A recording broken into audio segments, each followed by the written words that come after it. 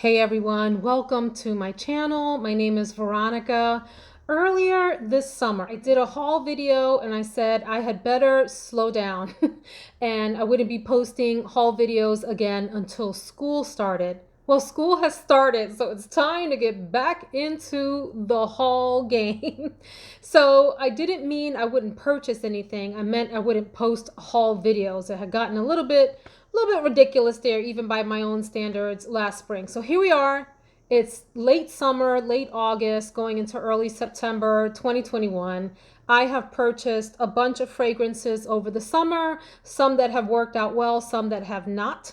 And so what I've done is just pulled the ones that I really want to talk with you about. And I also want to mention that I purchased a bunch of fragrances from some dupe houses or imitation houses. Dua, Alexandria, and Dossier. And I will be doing a separate video about those soon. So stay tuned for that. Let's jump in with this haul. There is one fragrance that I purchased and was really anticipating liking, and I just don't know how I feel about it. I don't know if it's going to stay in the collection. I am going to keep trying it, maybe at night, to see what I think. And it is Narciso Rodriguez for her, the EDT, the Eau de Toilette. I do have the EDP version, which these bottles are just so gorgeous. And I also have the white pure musk one. Here's the issue with the three of these, which is hard for me to say because I really like Narciso Rodriguez a lot. In fact, the white cube here is one of my all-time favorite fragrances. Just the regular Narciso EDP is beautiful. But I have this issue with the white one and the pink one, the musk and the EDP. There's something about the musk in these that smells like that sweaty skin of someone who eats way too much sugar. If you know, you know. It's not a pleasant smell. And this black one gives me that same thing. There's something about this musk that just doesn't seem very agreeable with me. I don't know if it's just that I haven't given these a proper try, because people love them so much. People that I love and trust and have really great taste in fragrances. So I will say this. I'm going to try this another time or two. And if it doesn't work, I think that all three of these are going to be going bye-bye out of the collection. So now let's get to the ones that I'm really excited to talk with you about. I'll start with the house of Serge Lutens. I have two from there. I have Datura Noir, which I really love, beautiful scent, and Chergui or Chegui, which I like as well. These three that I purchased this summer are supposed to be some of the most iconic from the house, and have really sort of set the bar for the kind of fragrances that they are. These are in the newer packaging. I have Santal Majuscule. Rather than talk with you about notes, I'm just going to tell you my first impressions and what I get from these fragrances. Definitely a sandalwood kind of fragrance. It's woody. There's something really warm and deep and maybe even incensey about this. It smells a little bit like church incense in a really, really great way. I think I'm going to like this. This is a masculine fragrance. These are not easy blind buys, the ones that I'm going to tell you about right here. But if you like church incense with a hint of like that spa kind of aromatherapy fragrance infused, Santal Majuscule might be of interest to you. Next is one that I hope I pronounced right. It's 5 o'clock Eau Gingembre. Gingembre. This is beautiful. It's so lovely. And I understand Gingembre stands for ginger. I get a lot of ginger in this. I get this really nice, spicy, like tea, like chai latte kind of smell here. It reminds me a lot of rooibos tea mixed with chai tea. I like this. I look forward to wearing this. This is going to make a great fall fragrance, although I think it will probably do well here in the summertime too. This is sort of a fan favorite, all three of these, from people that are into Serge Lutens. And then the third one is another classic from this line, Ambre Sultan, very ambery. I also pick up like that same sort of sandalwood thing. I don't know if there's sandalwood in here or not. A little bit of woodiness. It's cozy, it's warm. It's one that I picture wearing in sweater weather. Beautiful fragrances, all three of these. To me, the Santal Majuscule and the Ambre Sultan lean masculine. The 5 o'clock Gingembre is more of a unisex scent. Let's move on. This next one is I'm not gonna lie, I purchased it because the bottle is cool and I'm shallow like that. It is Reveal from Calvin Klein. Very inexpensive on the gray market. I think this big bottle was under $30. It's like this. Okay, and I've heard a number of people talking about this, including one of my favorite YouTubers, Claire Smith. I'll link her below. Please go check her out. She loves this one, but I've also heard a lot of people decluttering it. So anytime I hear people saying they love it and others saying they're decluttering it, I get really curious and want to sniff it for myself. This opens very peppery, but it's also warm and cozy. There's some florals in there. It's woody. It's just over the cusp of being feminine to me, although this could be a beautiful unisex fragrance for anyone. It's lovely. It's light, slightly soapy, and clean smelling. I think I'm gonna really enjoy wearing this, especially as the summer winds down and the fall picks up, and as a winter fragrance. Reveal from Calvin Klein. One that I absolutely blind purchased in the sense that there aren't that many reviews on it, and I'm not familiar with the house at all, but I'm shallow and I fell in love with the bottle. It is Sublime from Simone Cosac, and that's what the bottle looks like. A powdery, floral, maybe there's a little citrus in there as well, maybe a little hint of like a white tea sort of smell. Light and beautiful, very dainty, very feminine. Enjoy this bottle with this little tassel on it, really cute. Plasticky cap and all that, but a nice one. Simone Cosac. I would say it's like a citrus floral with some powder. Don't know if there's any citrus in there. Again, these are complete first impressions. Next is one that you may be familiar with, Lolitaland. And I'm gonna put this up to the camera because it's worth it. It has this like, this deer that looks like a little fairy with some wings and a flower, a floret right here. This has been touted as one of the sweetest fragrances. And it is very sweet. It smells very much like a burnt sugar kind of smell. Very light, airy, and sweet. Is it the sweetest fragrance ever? No, I wouldn't put it in that category. But it's light. It's one that I would wear if I wanted to feel very girly, very dainty, and very feminine without smelling like a perfume bomb. That's the nice thing about this. It doesn't take over a space. It's not overpowering at all. It's just nice. So I look forward to trying this. This could be a great bedtime scent, and it could be a nice office scent if you'd like to wear something super sweet to the office, but not loud, cloying, or irritating for other people. All right, we're gonna jump quickly into a lineup of designer fragrances from today and yesteryear. This one I believe is discontinued. It's Fendi Furiosa, which means super angry or ready to fight, Furiosa, furious. And people call this affectionately the turtle bottle. This comes across very masculine to me with a feminine edge. It's peppery, it's sultry, there's something woody in here. Pepper and wood is what I'm getting out of this, but in a really nice way. Maybe a hint of floral somewhere. And a very, very, very faint hint of soapiness in the background. Mostly peppery and woody is what I get out of this. I love this bottle. I think it is really quite interesting, and I've heard people rave about this, so I look forward to wearing this this fall and winter. The next one I have the EDP version of, but have to admit that I fell in love with the EDT version a while back, and it's Coco Chanel. So I went ahead and got the Eau de Toilette. I remember spraying this in Ulta and thinking, oh my God, why do people like that? It's too much. And then walked around and let it dry down and realized it's actually quite pretty. This is one that's going to perform much better on your skin than on a tester strip. It kind of falls flat here, but there's some magic that happens on your skin if you like the big 80s and 90s kinds of floral, spicy powerhouse types of scents. So this is a lot like the Coco EDP, except in this one, it's the florals to me are a little bit more front and center than the spiciness, whereas in the EDP version, the spiciness maybe takes over a bit more. It's a bit deeper and darker. This is a little bit lighter and a little airier, but that's not saying a lot because this is still a really strong powerhouse kind of fragrance. Very mature, very elegant. Then we get to two fragrances that I mentioned in my 80s video, iconic 80s fragrances. And the comments, by the way, if you watched that video and you commented, thank you so very much. I had such a great time reading all of those comments and interacting with all of you and hearing the memories that you associate with 80s fragrances. But I talked about Paloma Picasso, which my mother had. She had the original one that was a dabber. You know, there wasn't a spray. You had to kind of dab it on your neck and so forth.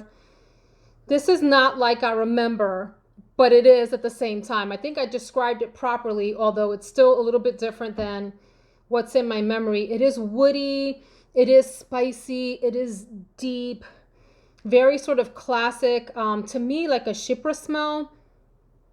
Something maybe a little like oak moss-ish in the base, but I'm going to try this in the winter. I can't say that I love this right now, but again, I have it on this blotter and things perform very differently on skin. I also picked up the EDT version. They were in a little pack, like a value pack. It's okay. In that 80s video, I also talked about Oscar from Oscar de la Renta.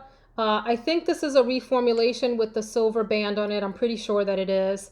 And this is the EDT version. It's a big white floral, a little soapy, really pretty.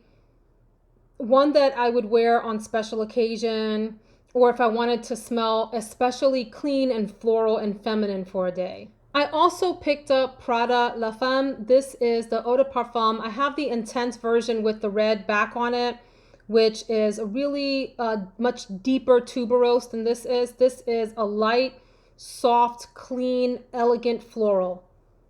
Very, to me, airy, a little bit soapy, just clean, classy, sophisticated.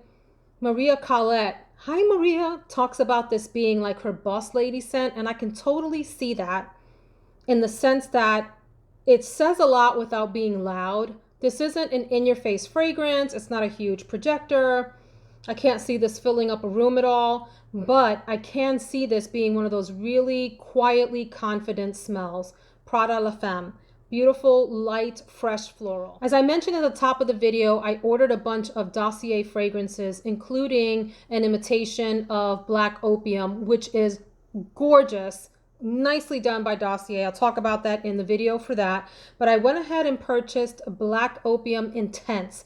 I tried the extreme version at Ulta on my skin, walked around the store. It smelled a little bit smoky, like cigarette-ish to me, in a way that I don't like. I mean, there are some cigarette smells that I think are nicely done in fragrances, but not that one.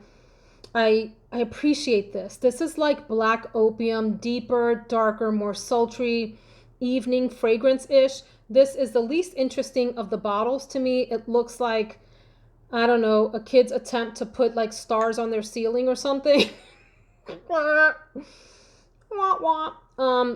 this is the most beautiful of the ones that I've tried, which to be fair has just been the original, the intense, and the extreme. I like this one the most. This is gorgeous, very feminine, very sweet, very sultry, deep vanilla. I'm pretty sure my husband's gonna fall head over heels for this one on me. In fact, I may wear it today. I also picked up the fourth in the Michael Kors like Starlight Shimmery line, and this one is Mystique Shimmer. I have the other three. This is beautiful. Little bit masculine, but still on the feminine side. Woody. I do smell something sweet in there. Maybe there's some vanilla, a little hint of floral. Something like just slightly spicy, but not very much. I could see this being a beautiful office fragrance as well as everyday errands if you wanted to elevate, right? You didn't want just your regular run-of-the-mill, run-around fragrance. You kind of want to smell special, but you don't want to be doing too much while you're doing errands. This is a nice one. Mystique Shimmer. I like this. This is one of my favorite blind buys of the summer. Not to mention that I really like these bottles. I think they are very well done. They're all similar, except they have different colors on the shimmery part and the bottom part. Nicely done, Michael Kors. Nicely done. Next, I want to take a second to do a big shout out to two newer niche houses on the scene that just kind of blew me away this summer. I had the chance to sit in on a masterclass for Antoine Lee through La Perfumerie in North Carolina. I'm going to link La Perfumerie below. The owner, Victoria, is fabulous, wonderful person to buy from. Check her out. No, there's no kickbacks. I just enjoy her, and she's a really lovely soul, and I like bringing business to good business. You know what I'm saying? So she did a master class with Maison Sybarite. And the thing about this fragrance house, here's what all the bottles look like, is that they use as a base water. They're sustainable, they're eco-friendly, and all of that. That's not what this video is about, but I thought I'd throw that out there if you're interested. I ended up purchasing 720, which is, it reminds me so much of lovely baking spices. Like what the oven smells like after you've baked some bread that has like maybe some cinnamon in it or something like that. This is going to be a lovely fall and winter fragrance, one that I could see myself wearing on Christmas. It's soft and subtle, yet has its own lovely little presence. I am so excited with this 720 Maison Sybarite. I strongly urge you to check out the house and to check out La Perfumerie. Another house that I learned about this summer, and by the way, I was connected to both of these through Maggie at Total Fashion Sense, another YouTuber that you should absolutely check out. Maggie's doing a bang up job on her channel, introducing a lot of new and interesting houses to the YouTube and Instagram world. But she turned me on to Scents of Wood.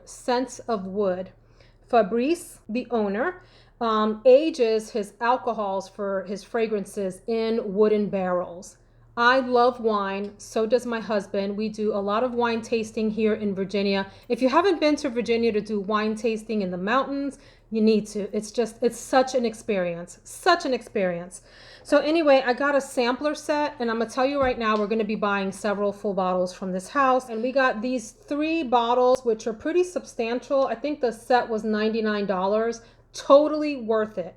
My husband, who as a hobby turns wood, he makes wooden bowls. Check out the Keys Perfume video review and you'll see 5 of his bowls in the back here.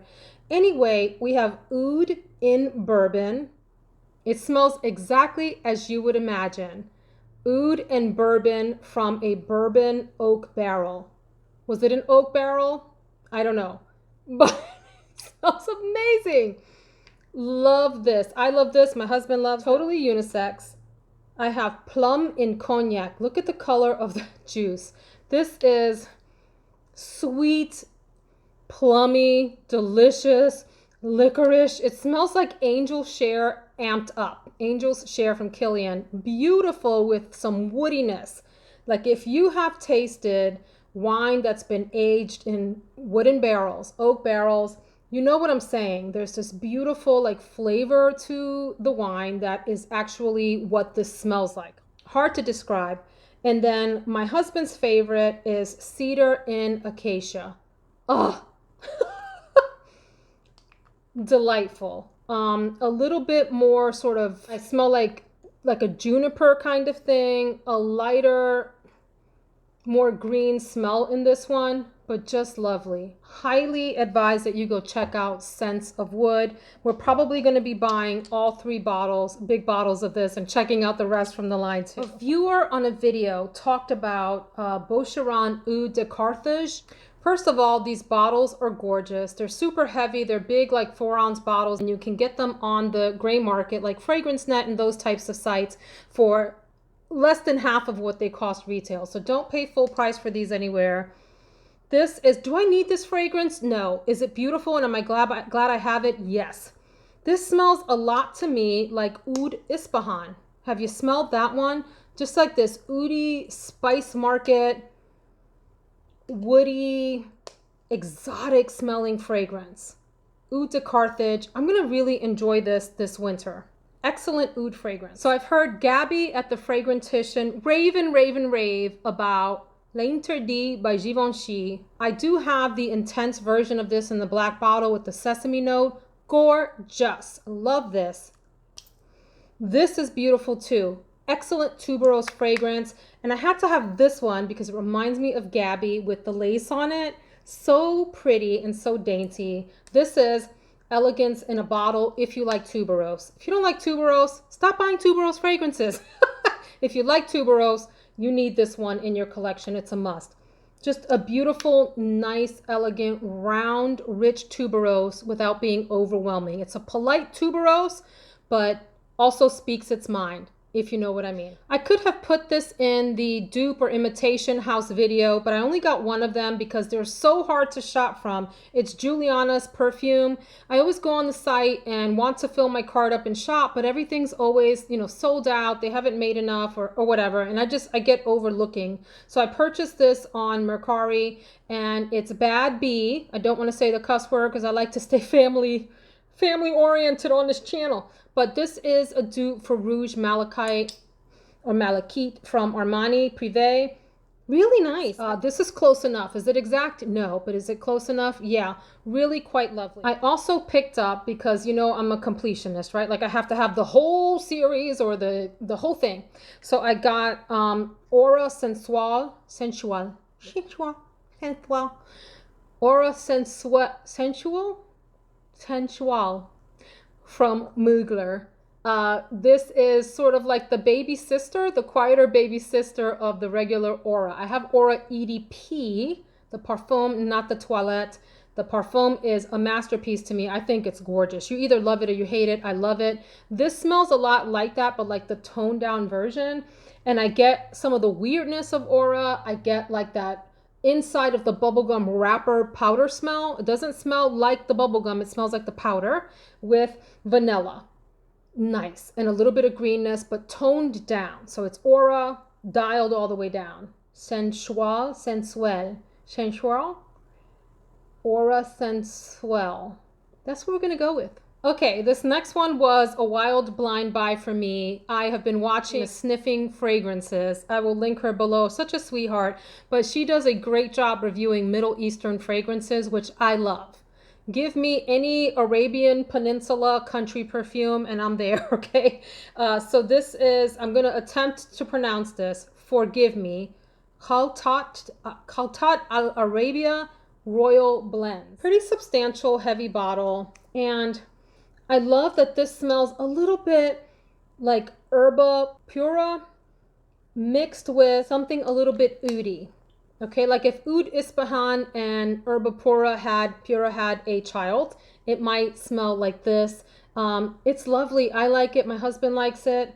It's a strong smell, not a safe blind buy, but if you're into that sort of family of fragrances, you might want to check this out. And it was very inexpensive, like 30 bucks. One that I fell in love with when I sampled it at Ulta and knew that I had to have it in my collection, which is interesting because I have very mixed emotions on the OG. It's Jimmy Choo Fever. The regular Jimmy Choo, the patchouli balm with the toffee note in it, I sometimes like and sometimes just can't. I can't do it. It's too much for me. This one is gorgeous. Gorgeous. Such a beautiful, first of all, the bottle's gorgeous. Very sexy. It's kind of like in the black opium realm mixed with some other florals, mixed with like this candy note that I think is just divine. This is going to be a great date night fragrance. Okay. Then I had the great debate this summer. Do I buy Intense Cafe or Intense Cafe from Montal, or do I buy Deluxe from Tiziana Terenzi? And you can see which one won. I saw a review by Lulu comparing the two, Marcelena Teresa. Yes, I love it. And I'm so glad that I purchased this. This is smooth as butter, y'all. Smooth, beautiful, rose floral kind of coffee fragrance. But coffee, like not in your face coffee, smooth, blended, like in the air, the aroma in the air at a coffee shop. Not like if you stick your nose right in the mug. Not that kind of coffee. Oh, beautiful. Speaking of coffee fragrances, one that I am so happy I purchased this summer on recommendation from Paola Bianca is Coffee Addict Eau de Parfum from Theodoros Theodoros, this guy that's out in Greece. Beautiful fragrance, lovely, lovely, deep coffee smell. Oh, this is like espresso coffee with a hint of like latte in the background somewhere. I'm going to really enjoy this. I purchased a bunch from this house, but this is the one that I really wanted to mention as a favorite. The last two, I promise. Thanks so much for hanging in there with me this whole time. I was on the fence about this one. It's another Lolita Lempicka, and it's Green Lover. I heard a number of people talking about this. I heard good things from some and bad things from others. So I put it in the cart. I took it out of the cart. I put it in the cart. And the final verdict is that I like it. It is everything that people have said. It is green. It is vanilla. It is sweet. It is toothpaste, it is candy, it's all of those things all together, and there's something about it that I really enjoy. I don't even mind this really quirky looking bottle. It's marketed toward men, but I do feel like it's really quite unisex. I like this. There's something aftershavey about it. It just worked for me. Green Lover. Fresh, clean, and fun. The final fragrance I want to share with you is one that I've been looking at for a long time now and finally pulled the trigger. I found it for just over $100 by miracle on a site that had it greatly discounted. Santal Carmen from Atelier Cologne. This is not what people described to me. I smell out of this leather. Leather. A beautiful leather. Like there's ombre leather from Tom Ford. That's a very heavy masculine leather. This is a softer, more wearable leather, but that's what I get. People talked about this being spicy, this, that, and the other. Maybe it has a little bit of spiciness to it, but through and through, it's a leather fragrance. If you don't like leather, this isn't for you. It is for me. I do enjoy leather fragrances. If you think of ombre leather as the men's version, this might be the unisex or female version of that. That's my haul for summer 2021. I hope you enjoy. And please stay tuned for what? Because you know what follows a haul? A declutter video. So there'll be one of those coming up where I'm moving some out that just didn't make the cut for the rest of 2021. Thank you so much for joining me. I appreciate it. See you in the next one, my friends.